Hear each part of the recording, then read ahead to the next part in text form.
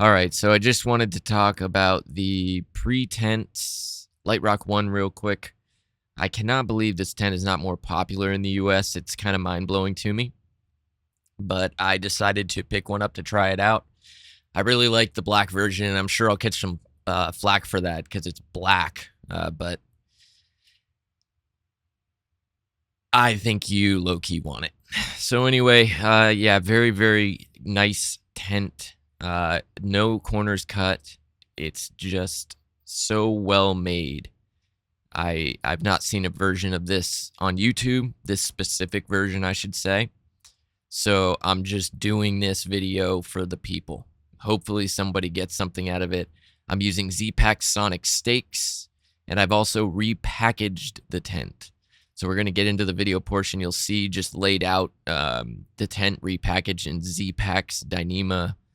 And I also have an Almonds Right holster stake sack there for the stakes. And then the rest is Z-Packs, the pull sack as well. So I can zoom in on that again for whatever reason. Now here it is all laid out. The way I do it is I peg out the four corners. And from there, you know, I'm just doing a walk around here just to show you. But peg out the four corners. Very simple. Right here, I'm just showing the way that the poles go in. So they go into that hole and kind of snap in. It does have DAC Featherlight poles, which you may see coming up here if I recall correctly with my editing. Yeah, this is me attempting to get the DAC Featherlight poles on video. I don't know if you can really see them, but they are the Featherlight NSLs. The whole tent is blacked out. So you start when you're pitching it by attaching the two poles to that little X spot. So you can see the pole is in there, extremely secure. It's not going anywhere. And then you've got this little X here.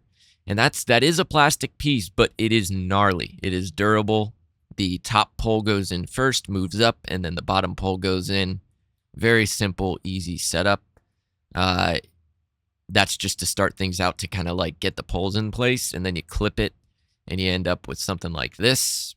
This is just the outer. It's technically freestanding at this point. You could get in there if it was raining really hard. You could technically just get in there real quick and avoid the rain. Open up the vent. That's me opening up a vent for you, just to show you that I'm opening up a vent. And now we will see the entire tent pitched out proper with however many pegs it is. 7, 8 pegs. Yeah, 8 pegs. It has these little adjusters at the points that don't have stakes, which allow you to kind of make things more taut for a better pitch. Very well designed. Bit of a walk around here showing the tent pitched out. And look at how taut it is. It's crazy. It is just so well made. The trail weight of this thing is 2.88 pounds. It's very lightweight in Dyneema stuff sacks. So what's next here? Okay, just showing a quick view of the, that is grid stop fabric on all corners for durability.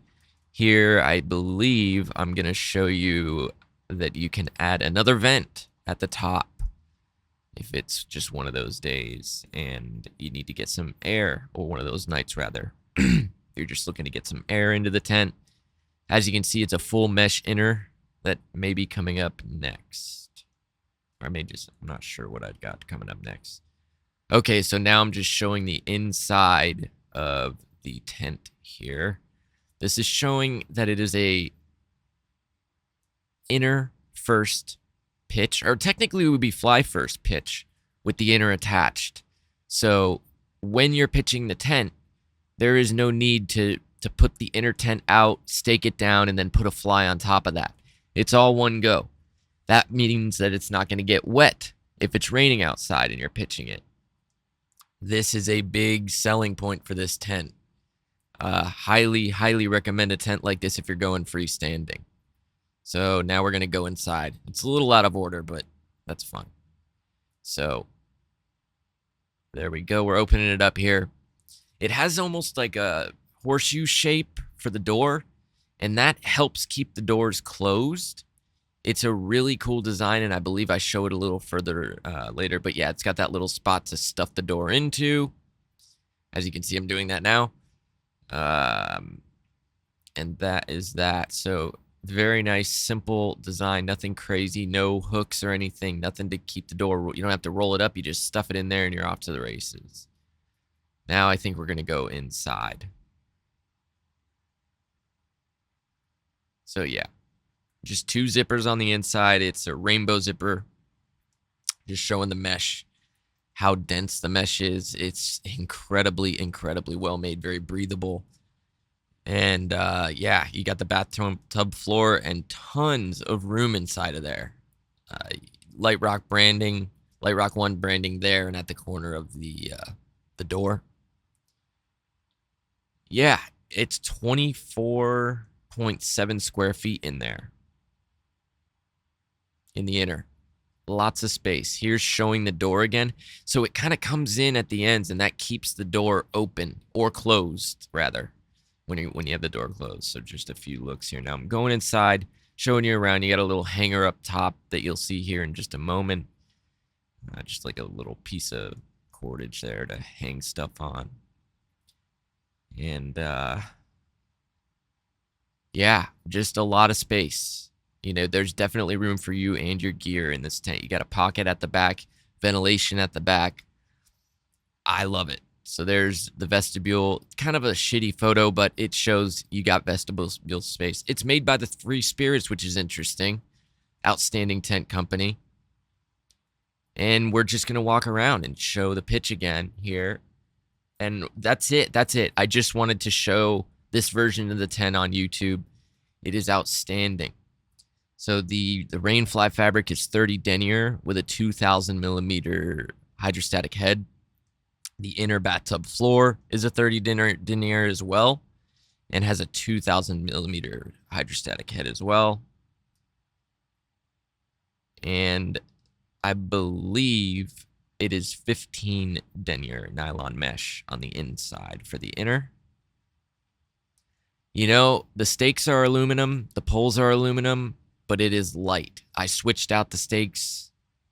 It's just an outstanding tent.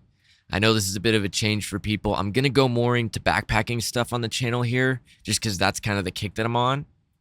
I'm going to show a few still photos here coming up, and that'll be it. Thanks for watching. Hopefully this was useful to someone.